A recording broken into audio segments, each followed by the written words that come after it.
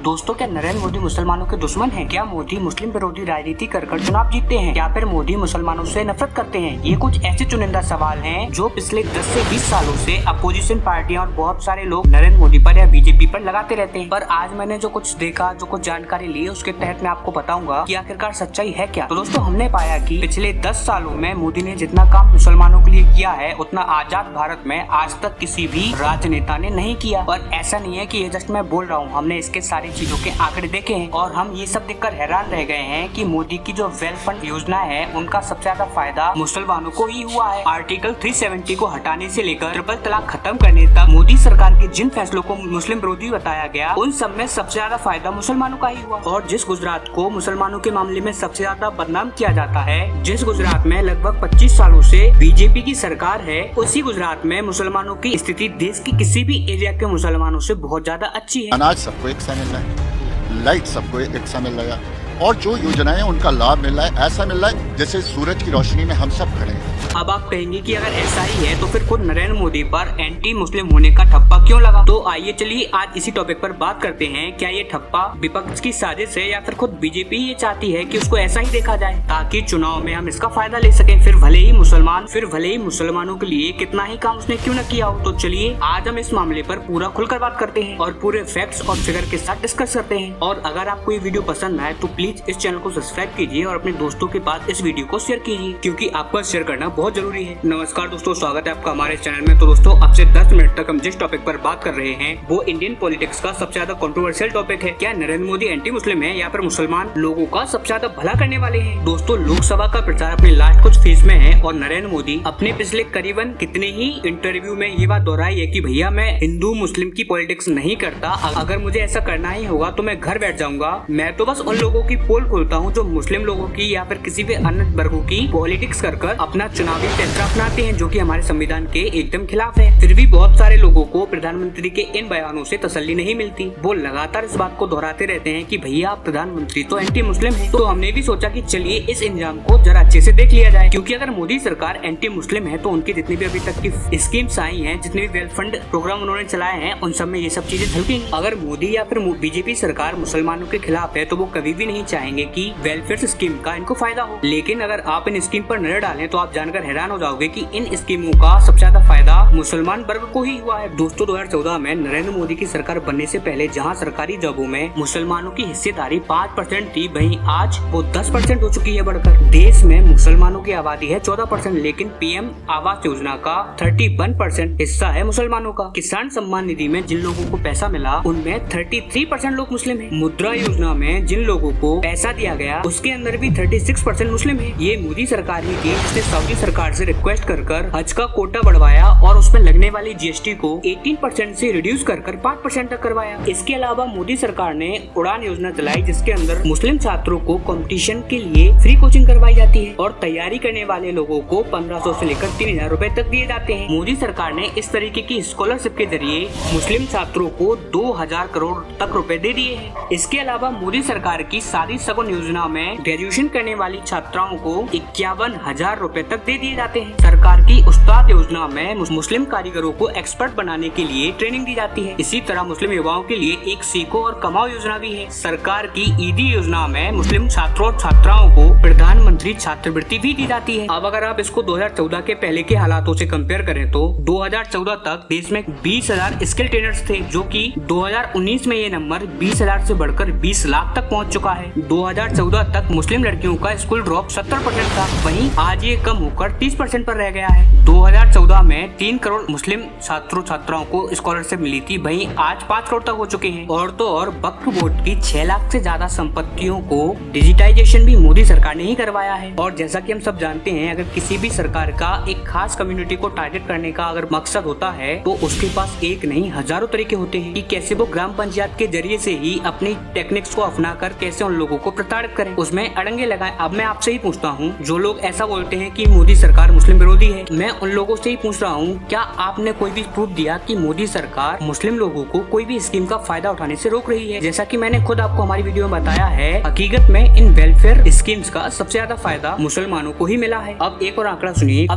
सुनिए, कुछ लोग 2002 का उदाहरण देकर ये साबित करने की कोशिश करते हैं कि गुजरात का मुसलमान तो बहुत ही ज्यादा बुरी हालत में है और वो वहाँ पर तो नरक भोग रहा है। लेकिन यहाँ पर जो मुसलमानों से जुड़े आंकड़े हैं वो हैरान कर देने वाले हैं। आपको जानकर हैरानी होगी कि गुजरात के ग्रामीण इलाकों में मुसलमानों की पर कैपिटा इनकम हिंदुओं से ज्यादा है। वहाँ पर सरकारी नौकरियों में उच्च पदों पर उतनी ही मुसलमान हैं जितना कि उनका आबादी में शेयर है। गुजरात के मुसलमानों की साक्षरता दर भारत के मुसलमानों के राष्ट्रीय साक्षरता दर से 6% तक ज्यादा है और ये बात खुद सच्चर कमेटी की रिपोर्ट में आई है। अब इसका कंपैरिजन अगर आप उस बंगाल से करोगे जहाँ पर आज तक कभी भी बीजेपी की सरकार नहीं है, जहाँ पर पिछले 50 सालों से टीएमसी और लेफ्ट पार्टियों ने रूल किया है, तो आप उसको भी देख लीजिए। बंगाल में मुसलमानों की आर्थिक स्थिति बंगाल की सभी कम्युनिटी में सबसे ज्यादा खराब है। पीरियोडिक लेबर फोर्स सर्वे के हिसाब से बंगाल में सिर्फ 30% लोगों के पास सैलरी पेड जॉब है, जबकि ऑल ओवर इंडिया में यही आंकड़ा 22% तक का है। बंगाल में 35% तक मुस्लिम लेबर कैजुअल वर्क फोर्स के तौर पर काम करती है, वहीं भारत का ये आंकड़ा इससे काफी कम 24% तक का है। और तो और बंगाल का जो मुसलमान है वो बाकी भारत के मुसलमानों से 25 से 30% तक कम कमाता है। अब ये वो आंकड़े हैं जो ये बताएंगे कि भारत के मुसलमानों को नरेंद्र मोदी से क्या मिला। तो जिस गुजरात को भारत के मुसलमानों के लिए सबसे ज्यादा खराब जगह बताई जाती है,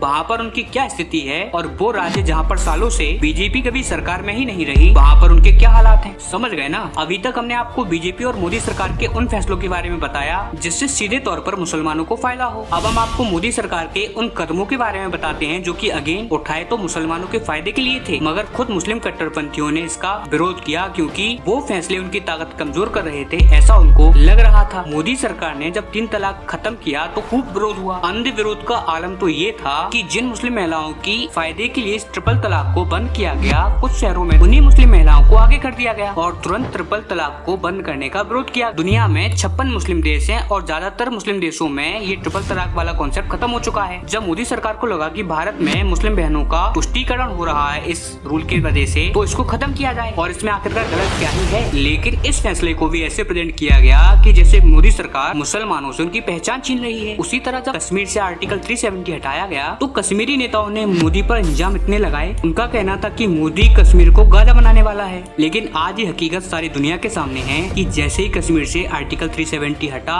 कश्मीर से अलगाववादियों को खत्म किया गया, उनकी फंडिंग को रोका गया और आज कश्मीर के हालात कैसे हैं इसका मुझे नहीं लगता कि बताने की जरूरत है। आप अगर चाहें तो खुद कश्मीर में जाकर एक बार विजिट कर सकते हैं और अगर इतना भी नहीं कर सकते तो आप यूट्यूब पर सर्च कर सकते हैं। आपको लाखों ऐसी वीडियोस मिल जाएंगे जहां पर कश्मीरी मुसलमान खुद आर्टिकल 370 के बाद पैदा हुए हालातों के लिए मोदी को शुक्रिया अदा कर रहे हैं। कश्मीरी मुसलमान आर्टिकल 370 के बाद पैदा हुए हालात के लिए मोदी की तारीफ कर रहा है। 10th में पढ़ता था, मैं भी खुद पत्थर फेंकता था, मैं भी पत्थरबाज था। हमें कोई काम नहीं होता था, हमें 500 देते थे, हम पत्थर फेंकते थे। हम ये नहीं देखते थे हमें गोली वहाँ से लगेगी या क्या हो जाएगा। जब मैं सुधर गया तो उन्होंने उन लोगों को क्यों नहीं सुधराया है। मैंने वोट आज तक नहीं डाला था, लेकिन मैंने जब से मोदी जी बन गए मैंने वोट डाला है। हर किसी को बोलता है मोदी जी को कामयाब करो, बच गया हूँ ना मैं। इसी तरह से मोदी सरकार यूनिफॉर्म सिविल कोड लाने की तैयारी कर रही है, जिसका सीधा फायदा कहीं न कहीं मुस्लिम महिलाओं को ही होगा। तो उस फैसले को भी मुस्लिम विरोधी माना जा रहा है और बहुत सारे लोग इसका विरोध भी कर रहे हैं। अब होता क्या है ना कि कोई भी धर्म हो उसका कट्टरपंथी ये नहीं चाहता कि भाई हमारी ताकत कमजोर हो, क्योंकि अगर यूसीसी लागू होता है तो मुस्लिम कट्टरपंथियों की पकड़ कम हो जाएगी। आम मुसलमान देश के कानून के तहत न्याय ले सकता है और ये सब उनको बर्दाश्त नहीं होगा क्योंकि उनकी दुकान बंद हो जाएगी। अब जो पार्टियां मुस्लिम लोगों की पॉलिटिक्स करती हैं वो ये सब जानने के बावजूद कि यूसीसी एकदम सही है, वो इन मुस्लिम कट्टरपंथियों के साथ खड़ी हो जाती हैं। वो खुद ये बात बोलने लगती हैं कि यूसीसी तो मुसलमानों के खिलाफ है। इससे माहौल ऐसा बनता है कि मोदी सरकार कोई एंटी मुस्लिम कानून लेके आ रही है। इसी तरह अगर भारत सरकार बांग्लादेश, पाकिस्तान और अफगानिस्तान में प्रताड़ित हो रहे माइनॉरिटीज के लिए CAA लाती है तो उसको ऐसे प्रोजेक्ट किया जाता है कि ये भारतीय मुसलमानों के लिए एकदम खिलाफ है, जबकि उसका भारतीय मुसलमानों से कोई लेना देना ही नहीं है। ये कानून तो इन तीनों देशों में परेशानियां सह रही माइनॉरिटियों के लिए है। मतलब कि कोई दवा देकर आपकी बीमारी का इलाज कर रहा है और आप यही कहें कि ना यार तुम तो दवा देकर हमें मारने वाले हो क्योंकि दवा में जहर मिला रखी है, तो फिर तो भैया भगवान ही मालिक है। और आज के डेट में तो हो भी ही रहा है। मोदी को एंटी मुस्लिम बताते हुए एक बात ये भी बोली जाती है कि यार वो तो मुस्लिम टोपी नहीं पहनते या फिर वो इफ्तार पार्टी नहीं देते। अब मोदी जी मुस्लिम टोपी क्यों नहीं पहनते ये बात तो उन्होंने खुद ने ही बता दी है। चलिए आप सुन लीजिए। मैंने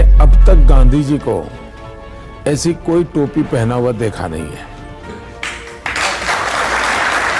मैंने सरदार वल्लभ भाई पटेल को इस प्रकार की टोपी पहन करके फोटो निकाला हुआ कभी देखा नहीं है। मैंने पंडित नेहरू को भी कभी इस प्रकार की टोपी पहना हुआ देखा नहीं है कि वो मोदी ही थे जो कि 2014 में प्रधानमंत्री बनने के बाद टाइम मैगजीन के फरीद जकारिया को साफ साफ कहा था कि भारतीय मुसलमान कभी भी अलकायदा या इन जैसे संगठनों का मोहरा नहीं बनने वाले, और उस टाइम पर उनके इस बयान का पूरी दुनिया में चर्चा था। ये मोदी ही हैं जिनका गुजरात के बोहरा मुसलमानों से बहुत अच्छे संबंध है, यहाँ तक कि बोहरा मुस्लिम महिलाएं मोदी को राखी बांधती हैं। मोदी ही हैं जो कि चुनावी रैली में अगर अजान का टाइम हो जाए और अजान हो रही हो कहीं पर, हम 2 मिनट रुकेंगे, एक अजान पूरी हो जाए उसके बाद बोलूंगा, तो अपना भाषण बीच में ही रोक देते हैं। कोविड के टाइम में जब चीन में हजारों भारतीय लोग फंसे हुए थे, तो भारत सरकार बिना फर्क किए हुए कि वो किस जात के हैं, किस धर्म के हैं, सभी लोगों की मदद की। फिर चाहे वो चीन में फंसे हुए लोगों की बात हो या फिर रशिया यूक्रेन में फंसे हुए छात्रों की, भारत ने न केवल अपने यहाँ के छात्रों को बचाया बल्कि कई दफे पाकिस्तान के लोगों को भी बचाया। और ऐसा भी नहीं है कि दुनिया इस सबको देखता नहीं, दुनिया इसको ऑब्जर्व करता है। इसलिए सऊदी अरेबिया ने अपना सबसे बड़ा सम्मान मोदी को दे दिया। आपको जानकर हैरानी होगी कि अब तक 7 मुस्लिम देश नरेंद्र मोदी को अपना सर्वोच्च नागरिक सम्मान दे चुके हैं। सबसे पहले 2016 में सऊदी अरेबिया ने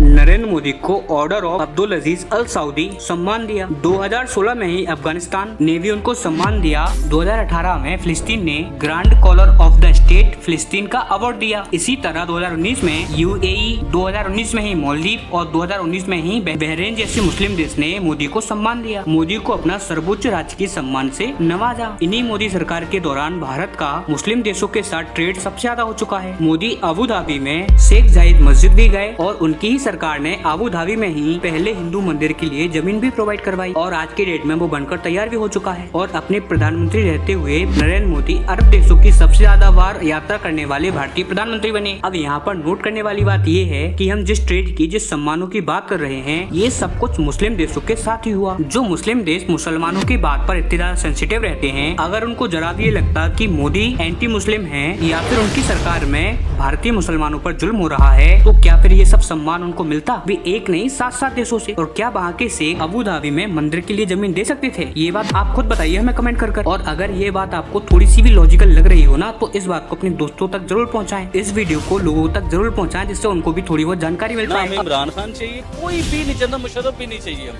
हमें सिर्फ प्राइम मिनिस्टर मोदी चाहिए जो इस मुल्क के टेढ़ों को सीधा करे। अब बहुत से लोगों का बोलना होगा कि यार अगर असल हालात ऐसे हैं तो फिर हमेशा ये माहौल क्यों बना रहता है कि बीजेपी और मुस्लिम एंटी मुस्लिम है? और ऐसा नहीं, बाकी सारी पार्टियां भी यही बोलती हैं। तो देखिए असल में क्या होता है कि विपक्षी पार्टियों को बहुत अच्छी तरीके से जानकारी है कि अगर वो मुसलमानों को बीजेपी के नाम पर डराएंगे तो वो सारे वोटर्स भागकर उनके पास आएंगे। और ये बात भी सही है कि कहीं ना कहीं बीजेपी को भी सूट करता है कि इलेक्शन के टाइम पर उसको एंटी मुस्लिम बताया जाए और वोटों का ध्रुवीकरण हो सके। तभी आपने देखा होगा कि ज्यादातर नेता इलेक्शन के टाइम पर खुद कभी भी ये बात नहीं बताते कि उन्होंने मुसलमानों के लिए क्या क्या किया। लेकिन जैसा कि कहा जाता है कि आप किसी इंसान को जज मत कीजिए कि वो क्या कह रहा है, आप ये देखिए कि वो करता क्या है। मोदी सरकार ने बीते टाइम में मुसलमानों के लिए क्या क्या किया, उस पर देश के मुसलमान क्या सोचते हैं, हमने आपको बड़ी डिटेल में बताया है, अच्छे से समझाया है। बाकी इस बात में भी कोई भी दोहराई नहीं है कि आज भी मुसलमानों में एक बड़ा वर्ग मोदी को शक की नजर से देखता है। वो बीजेपी के बारे में अपनी राय पूरी सरकार की वजह से नहीं, सिर्फ उस नेताओं की बदौलत बनाता है। अगर इन वोटर्स को अपने नजरिए में बदलाव लाने की जरूरत है तो बीजेपी को भी ये समझने की जरूरत है कि अगर बाकी में ही उसने 10 सालों में कोई काम किया है और ये काम जनता तक पहुंचा है, तो उसको भी ये बात बोलने की आवश्यकता नहीं है कि किसी भी वर्ग को प्रॉब्लम हो। बाकी खैर जो भी है वो आप सबके सामने है। और हाँ, आपके इस मामले में क्या ओपिनियन है, क्या राय है, हमें कमेंट कर जरूर बताना और चैनल को सब्सक्राइब करना ना भूलें।